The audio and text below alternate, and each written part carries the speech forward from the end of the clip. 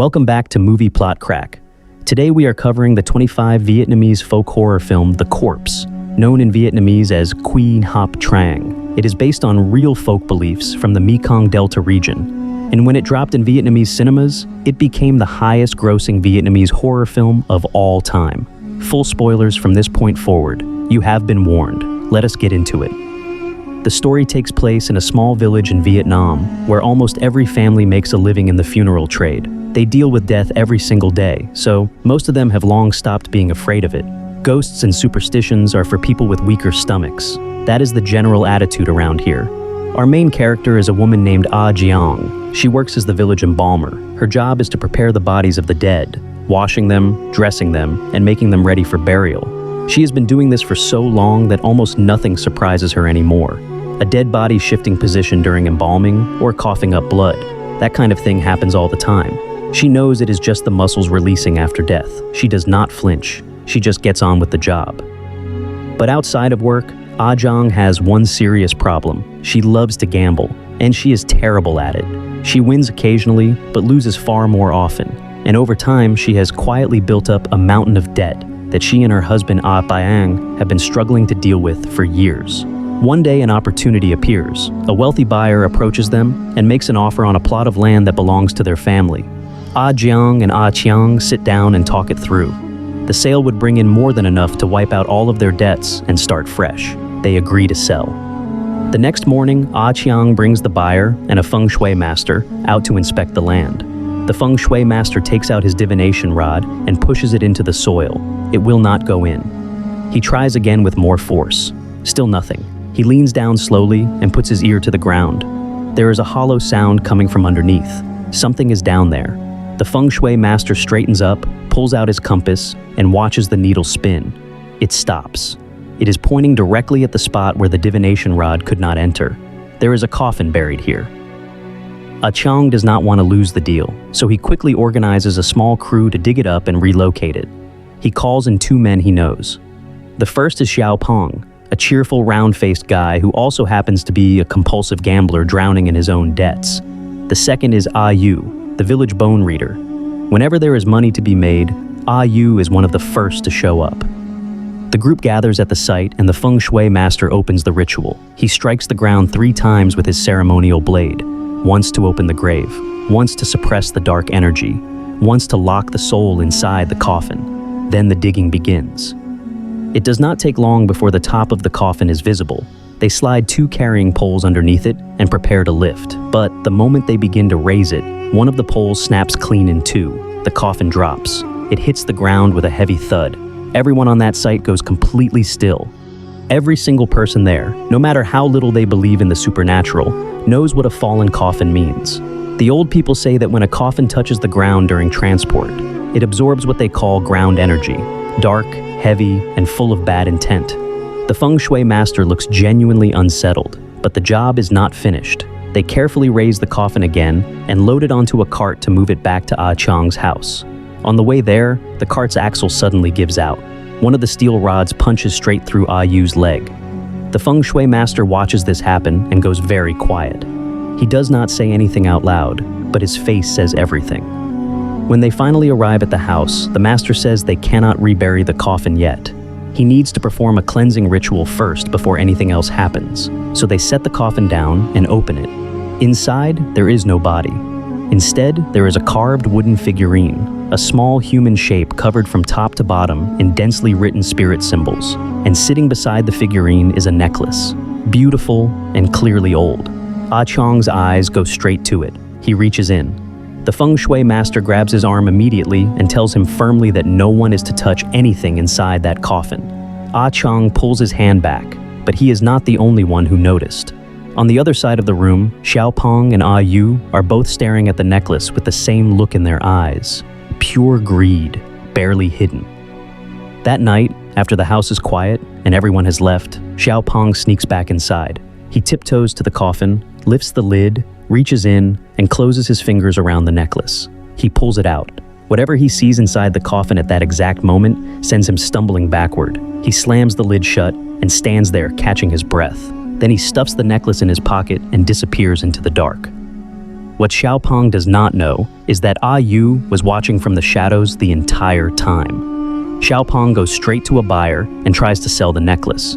He does not get the price he was hoping for, but he is desperate enough to take what is on offer. Just as the deal is wrapping up, he notices something in the corner of the room. A figure, standing completely still, staring at him. He blinks. The figure starts walking toward him. Xiaopeng runs. He makes it to a bridge over the river. Then his legs stop working. It is as if something reaches into his mind and pulls every conscious thought straight out of it. His body goes slack and he pitches forward off the bridge. By the time anyone finds him the next morning, he is already gone. The news spreads through the village fast. Ah Qiang goes to the riverbank to see for himself. He watches them recover the body from the water. Standing nearby, Ah Yu watches too. But while everyone else is focused on what happened, Ah Yu is thinking about one thing: the necklace. Once the crowd clears, Ah Yu sneaks into the room where Xiaopeng's body has been laid out. He unwraps the cloth, searches carefully, and finds the necklace. He grabs it and turns to leave. The moment he does, the wind inside the room surges from nowhere. Ah Yu spins around. Xiaopeng's eyes are wide open, and Xiaopeng's hand is locked around his wrist. Something dark seeps from the corner of the corpse's mouth. Ah Yu tears his arm free and runs. The next day, he hides the necklace and goes out to drink. His wife Ah Jiao notices he is acting strangely and searches the house while he is gone. She finds the necklace tucked away behind the dresser. She holds it up. It catches the light beautifully. She decides to try it on. But the clasp will not close. No matter how many times she tries, it slips away from her fingers. Then she notices something in the mirror, a dark hand reaching toward her from the shadows behind her. The bedroom door swings open on its own. The lights begin to flicker. The door slams shut. Ah Jiao backs against the wall with her skin crawling. She stands there for a moment, telling herself she imagined it. Then she picks the necklace up one more time and manages to fasten it around her neck. It immediately begins to tighten. Ah Jiao claws at it with both hands. She gasps, twists, pulls, and finally tears it away from her neck. She throws it to the floor and stands there trying to catch her breath. Then the rope on the ground begins to move on its own. It rises slowly and loops itself over the ceiling beam above her. It hangs there in front of her face like it is waiting. Before she can react, the rope swings toward her.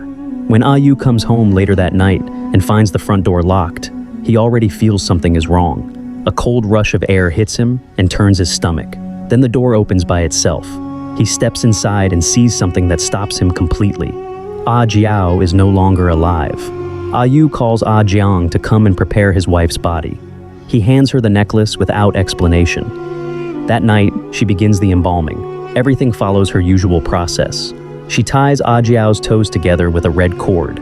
She arranges the hands. But when she looks away for a moment and back again, Ah Jiao's arms have shifted on their own.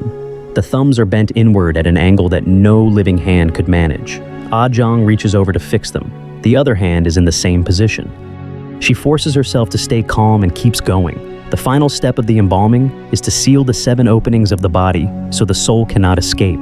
As her hands move toward Ah Jiao's face, the body suddenly convulses. Ah Jiang jumps back. She steadies herself, finishes the ritual as fast as she can, and gets out of there.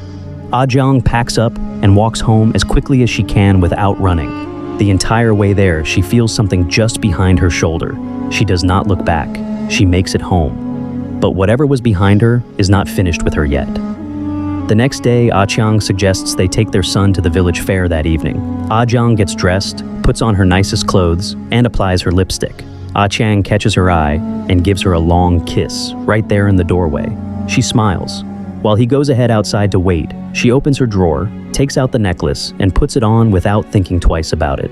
They arrive at the fair together, and everything feels normal at first. Then Ah Jiang spots something across the crowd, a figure with long tangled hair hanging over its face. She blinks and it is gone. She tells herself it was nothing and goes to the bathroom to clean a spill off her clothes. When she comes back out, her son is not where she left him. She looks around and sees a woman in the distance walking away with a child in her arms. Ah Jiang runs after her immediately. The woman leads her further and further from the lights and the noise out into the dark, until Ah Jiang is standing alone at the edge of a cliff with nothing around her but silence and trees. She calls out. No answer. Then the woman reappears at the very edge of the cliff, still holding the child, and steps off into nothing. Ah Jiang rushes to the edge and looks down. The drop below is completely empty. No sign of anyone. She exhales slowly, then she turns around.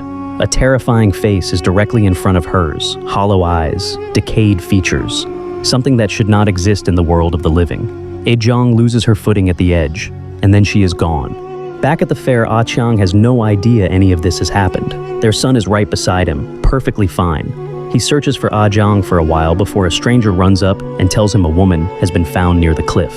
He rushes to the hospital. The doctor meets him in the corridor and delivers the worst news of his life. Ah Jiang did not make it. Ah Chang goes to the morgue alone. He stands beside her for a long time before he pulls back the sheet. The face looking up at him is his wife's, pale, still, and completely empty. He cannot speak. A nurse comes in and asks him to go sign the release paperwork. He steps out. He is only gone a few minutes. While he is away, a storm rolls in outside. Thunder shakes the building. The morgue fills with cold, rushing air. Something dark trickles from Ah Jiang's lips, the same eerie sign that appeared with every other victim before her. The window curtain tears open in the wind. A bat crashes through the glass and flies directly into Ah Jiang's open mouth. Her eyes open. When Ah Chang comes back to collect the body, the table is empty. He searches the building in a panic. A shadow passes the window outside. He chases it all the way home. He follows wet footprints through the dark house from room to room. He stops. There is breathing behind him. He turns around. Ajong is standing right there. Her face is arranged into something that almost looks like a smile, but it is not.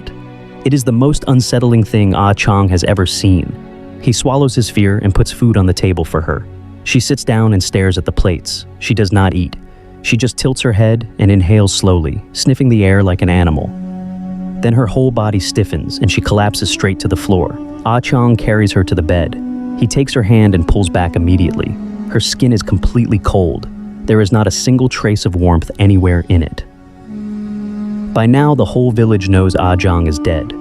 People start asking questions when they see no sign of a funeral. One neighbor decides to walk over and check on Ah Chang directly. Ah Chang spots him coming and keeps Ah Jiang out of sight. He watches from the window until the neighbor gives up and leaves. He turns around. Ah Jiang is standing directly behind him with that twisted, almost smile on her face. Ah Qiang locks her inside the house and goes straight to the village's most experienced spiritual master. He needs to understand what he is dealing with. The old master listens carefully and then tells him a story.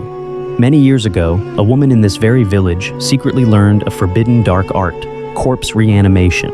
Her young son had died, and she could not accept it. She practiced the ritual in secret, and it worked. Her son came back to life. But the villagers found out. They put an end to it. And then they sealed the woman's soul inside a wooden figurine and buried it deep in the hills at the back of the village. Ah Qiang asks what corpse reanimation actually looks like from the outside. How would he know for certain if someone had been taken over rather than truly come back? The master explains. A reanimated body cannot hold warmth. It will always be ice cold to the touch. It will show no interest in food, only smell it. And there is one small but unmistakable physical sign. When a reanimated body stands still, the tips of its toes lift very slightly off the ground, just barely, as if it is not fully rooted in the world it is walking through. Ah Chang goes home. He watches Ah Jiang standing in the corner of the room holding their son. He looks down at her feet. Her toes are lifted off the floor. That night, Ah Chang jolts awake from a nightmare too disturbing to describe. He reaches across the bed. Both Ah Jiang and his son are gone. He runs outside already knowing where they went. The soul inside Ah Jiang's body is the same woman who was buried in that coffin all those years ago. When the coffin was dug up and the figurine was disturbed, her spirit was set free. She passed from host to host through the necklace until she found someone whose life energy matched her dead son's. That person is Ah Jiang's child, and now she is going to complete the ritual she never got to finish. Ah Chang races to the old burial site. When he arrives, Ah Jiang has already uncovered the remains of the woman's dead son and is beginning the ceremony. He steps forward bold and begs her to stop. He asks what his family ever did to deserve any of this. Ah Jiang looks at him calmly and says his family did nothing wrong at all. It is simply that Ah Jiang and her son carry exactly the right kind of energy to match the woman and her dead child. That is all. It is not personal. It is fate. Then she turns back to the ritual. Ah Chang charges at her. She sends him flying across the clearing without even touching him. He crashes hard into the ground. He gets up. It happens again. He gets up again. He keeps getting back up. The old spiritual master arrives and steps forward to confront the spirit directly. But even the master does not last long. Ah Jiang overpowers him in a matter of moments and leaves him on the ground. Then she turns and walks back toward the village to find Ah Chang and the child. When she steps through the front door of the house, Ah Chang is already waiting. He fires a crossbow bolt directly at her head at close range. Ah Jiang raises one hand, wraps her fingers around it, and pulls it out smoothly. She does not even flinch. But Ah Chang was not counting on that bolt to stop her. He was counting on it to slow her down. The floor in front of him has 2 heavy steel animal traps already set and waiting. Ah Jiang steps forward, and both traps snap shut on her legs at the same time, locking her in place. Before she can break free, Ah Chang throws a heavy net over her and pulls it tight. He binds every part of her body that he can reach until she cannot move at all. Then he drags her outside and ties her to a pile of firewood. Ah Jiang speaks softly. She uses his wife's voice. She asks him to let her go. She tells him he does not have to do this. She sounds exactly like Ah Jiang. He lights the fire anyway. The flames climb. The spirit cries out, and then it is over. The ritual is broken. The soul that took over his wife's body is gone forever. Ah Chang stands there and watches until there is nothing left but ash and silence. And that is where the film ends. That is it for today. If you enjoyed this, hit the like button and subscribe so you never miss an upload. I will see you in the next one.